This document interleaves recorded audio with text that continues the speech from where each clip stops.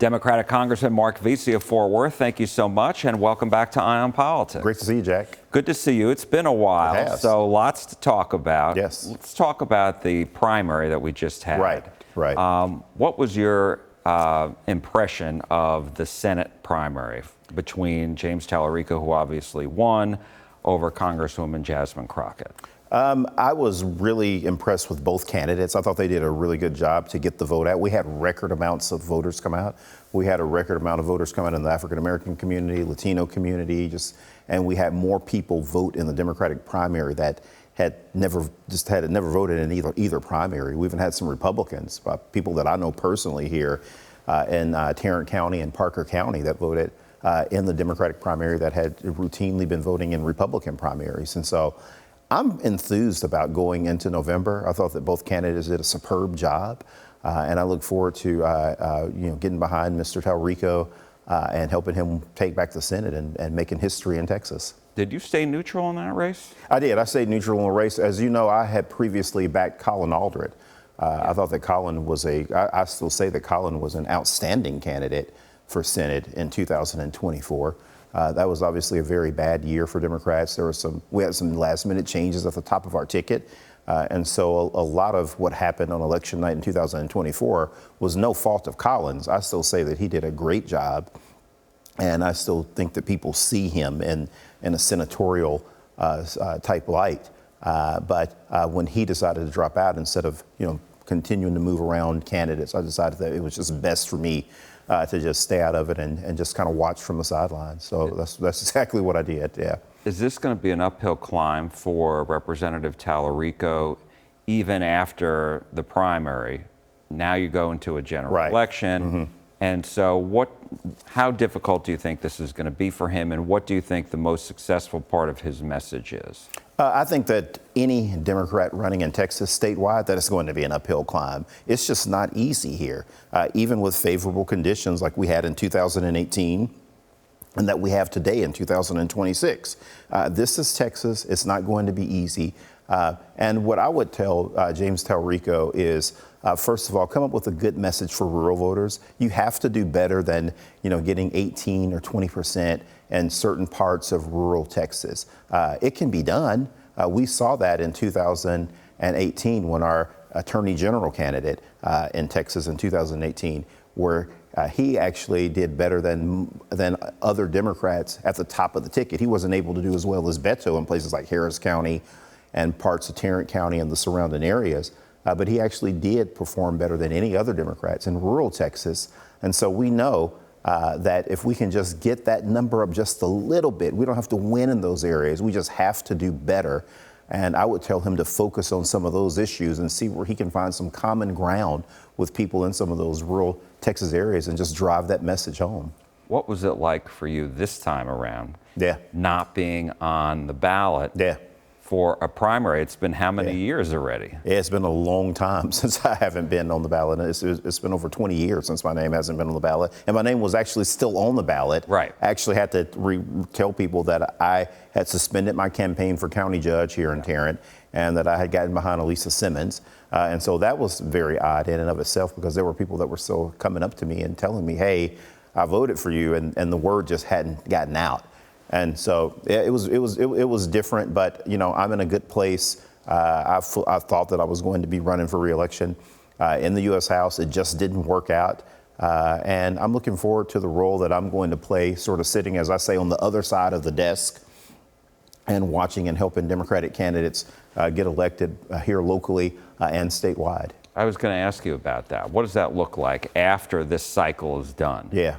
What are you going to do? Yeah, we'll see. What I end up doing. I will know sometime by the end of the year what I'm going to be doing. I don't know now, but I'm looking forward. I know there's going to be a lot of opportunities for me. I've been doing this a long time now, so I think that God has been good for me. He opened up a lot of doors for me in politics to serve as a staffer, and then later to serve in the state legislature and in the U.S. Congress for 7 terms. And there will be new chapters and new doors that will open, and we'll see where it takes me. But I'm excited. does that also include the possibility of going back into elected politics? I'm never going to say never. I mean, right now, I don't see myself getting back into elected politics. But, you know, as I say, never say never.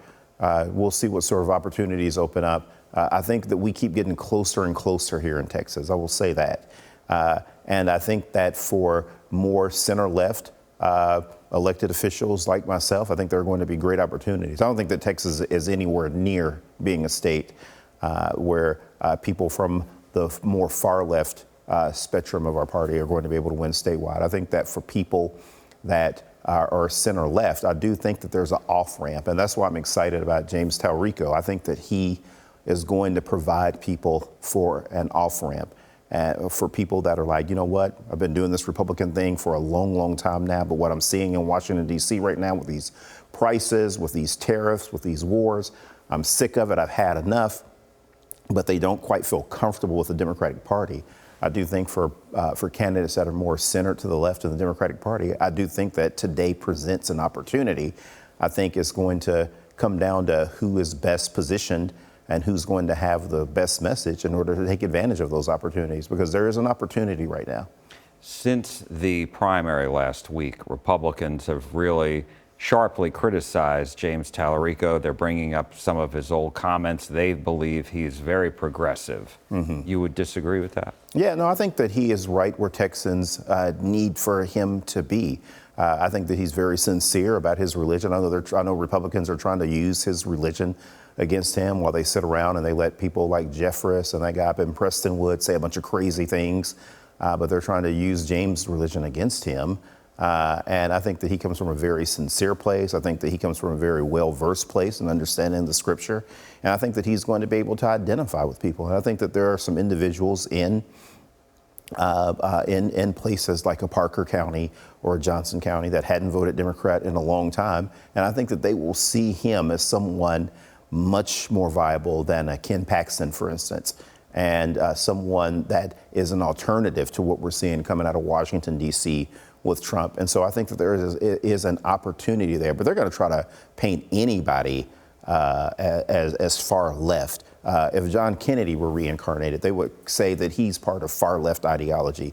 It's just a slur and a pejorative that they use for everybody that's a Democrat. Anyone that has the Democratic label on them, they're going to use that. That's their playbook. We know they're going to do it. They're a one-trick pony. They don't have anything else. A couple more questions just on the primary. Talk to me about your decision, because you were considering running for the 30th congressional district, and then you decided to run for county judge before changing your mind. So talk to me about both of those considerations. Yeah, absolutely. I thought that there was going to be an opportunity for me to run in Congressional District 30, but it just didn't work out the way that I wanted it to.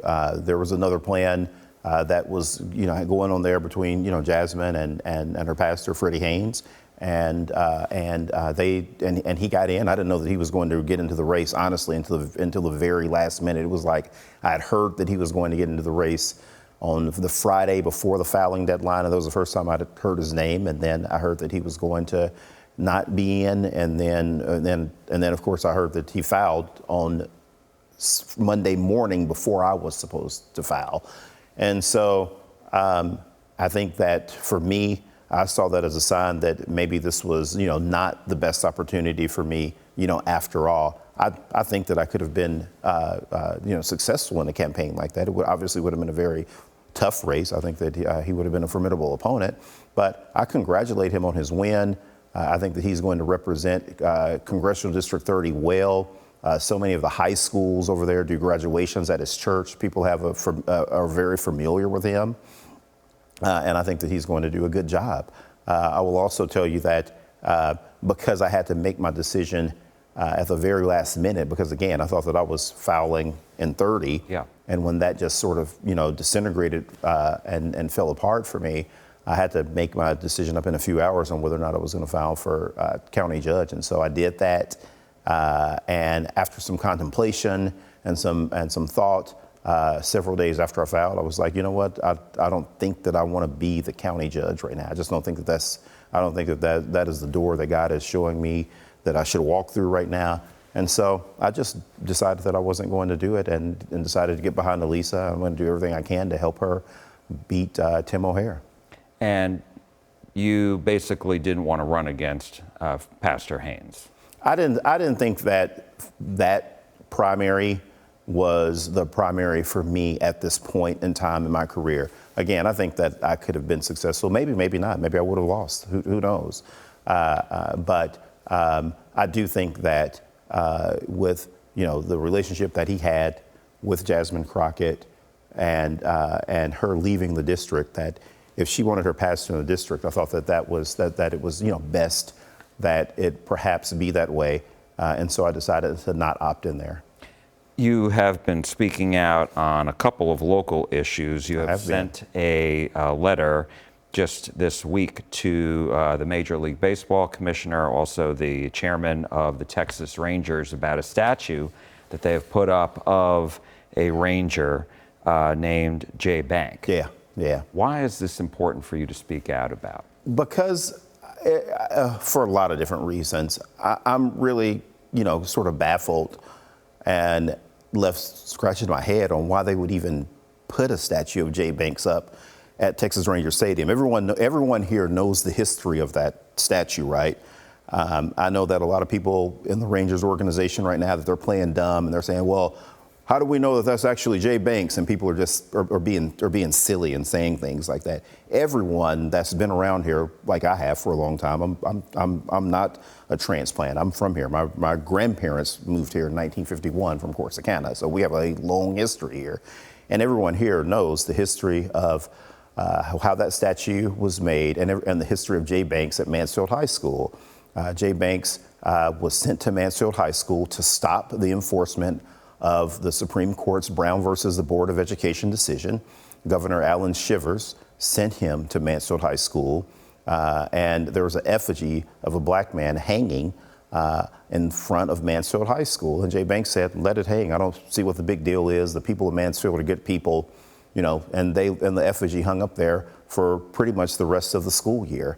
And that's crazy. If you think about what baseball has been through, you think about the integration of baseball, Jackie Robinson in the National League, Larry Doby in the American League, moved to 1959 to where the Boston Red Sox are the last team to integrate. Al Campanis, who was actually worked for the Dodgers when Jackie Robinson was integrated the team, and then he made those regrettable remarks saying that black people weren't smart enough to work in the front offices of Major League Baseball.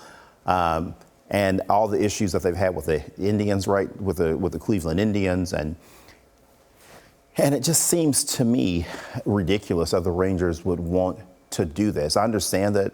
I don't know Ray Davis. I understand that, from the generation that he's from the era that he's from, perhaps he does not see offense in these types of things.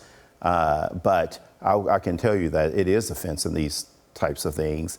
And I think particularly now, when we need for organizations like sports teams to bring us together, to put this statue up and say that we're basically going to sort of rub this sort of thing in people's faces, the way that the president likes to rub these sort of divisive issues in people's faces, and hide behind, politically correct this and politically correct that. I think that it's not good, and it's offensive to me as a lifelong Ranger fan. My son went to the World Series. I purchased tickets, and my son and I went to one of the World Series games.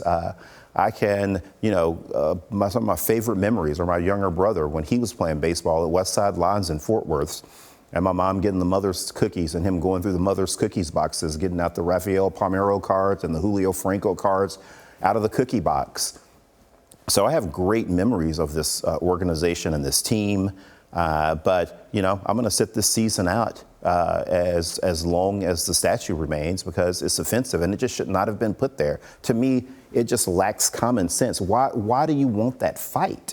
It makes no sense. Why would any Major League team want that fight? Now, I can tell you with the conversations that I've had with Major League Baseball that, just like with the integration of baseball in the 1940s, with the Red Sox not deciding to integrate their team until '59, Major League Baseball leaves these decisions up to the individual teams. And so it's going to come down to whether or not Mr. Davis is going to, do the right thing. Did you call him? I don't know how to reach him. I don't know him. I don't know how to reach him. I did reach out to Major League Baseball, but I've not talked with him. I'm more than willing to sit down and talk with him. You have to think about it. He's 84 years old. So you think about what he's seen. I'm sure that his mind has evolved over these issues around race and things like that, because he was able to watch as someone that had a formative mind at the time, what was happening in Little Rock, what was happening in places like Birmingham, what was happening with school integration in places like Texas. He was able to see that. And as a conservative man, his mind has certainly evolved and changed on those issues. I'm certain that they have, or he wouldn't want to be an owner of a Major League Baseball team. So I'm hoping that at 84 years old, that perhaps Justice's thoughts have evolved back then as a young man, that at 84, that his mind can also sort of, be with today and see that this is just not a good idea for the Texas Rangers baseball organization. You were also at the ICE facility in Dallas. I was. Expressing concerns about some of the conditions there. What are your main takeaways after visiting the site yesterday? A couple of things. The biggest thing that stood out to me is that Donald Trump is lying to people. He is absolutely lying to people. He is going around and he's telling the business community, and I want for home builders, people in construction, hospitality, agriculture, I want them to listen to this newscast and understand what I was told when I visited that facility versus what Republicans on Capitol Hill and Donald Trump are saying. They're saying that they only want to go after the bad guys. That is not the case. They are still going after people that are here working in hotels, roofing houses, working in the oil and gas fields, working in the feedlots in West Texas. They're still arresting those people. There have been no plans at all, when I spoke with the people of the facility in Dallas yesterday, to only go after people that are violent criminals. So that is not true. And even at the Republican retreat that they had, the president came there and said, stop using the term mass deportation. So they're using this and they're saying this as a talking point because they know it's not popular to go after people that haven't committed any crimes. But I want everyone watching this newscast to know that there has been no directive to ICE to stop going after people that are non-violent offenders or have clean records. They very much still have people that are non-violent offenders and have clean criminal records on their radar, and I'm talking about ICE. So the people at ICE at the Dallas facility told you they're still going after those? Absolutely, 100%. No change? No change. They are still doing mass deportations. Absolutely. And did you speak to any of the people who were in custody? I was not able to speak to any of the people in custody. They normally don't allow us to speak to people in custody. Okay. And so let's talk about DHS being shut down over ICE. This all started because of what happened in Minnesota, the shootings there, the deadly shootings there. Yeah. And so when do you see an end to this? Hopefully soon. We want to see an end to this. Look, I want to be 100% clear about something. ICE is not going anywhere. It's not going to be abolished. There needs to be changes that take place at ICE. There need to be some reforms. No one can watch Alex Pretty and Renee Good be gunned down in the middle of the streets like they were subhumans just because they didn't agree with Trump's immigration policies and killed that way. In Renee Good's case, killed that way in front of her family.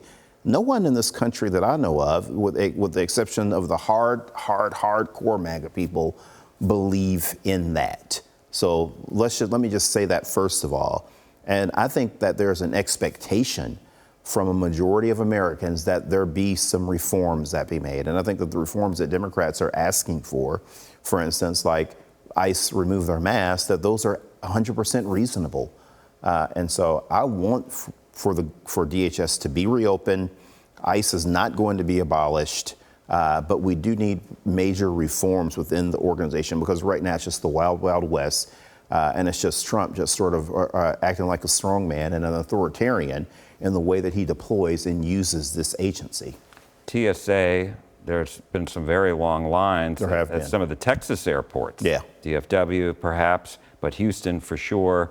So, what's your message? Because these union members are not getting paid. Right. And so they're not showing up, which is causing these lines. Right. What's your message to them? My message to them is that, first of all, thank you for the job that you do every day, to all the TSA agents that are out there, to everyone that is making sure that when we board planes, that when our families board planes and our friends, that they are safe. It's a very important job, and they deserve to not miss a single paycheck. And we are working very hard in earnest to work with Republicans on an agreement to make sure that DHS is fully funded. It is a top commitment for all Democrats on Capitol Hill, and it's something that we believe in.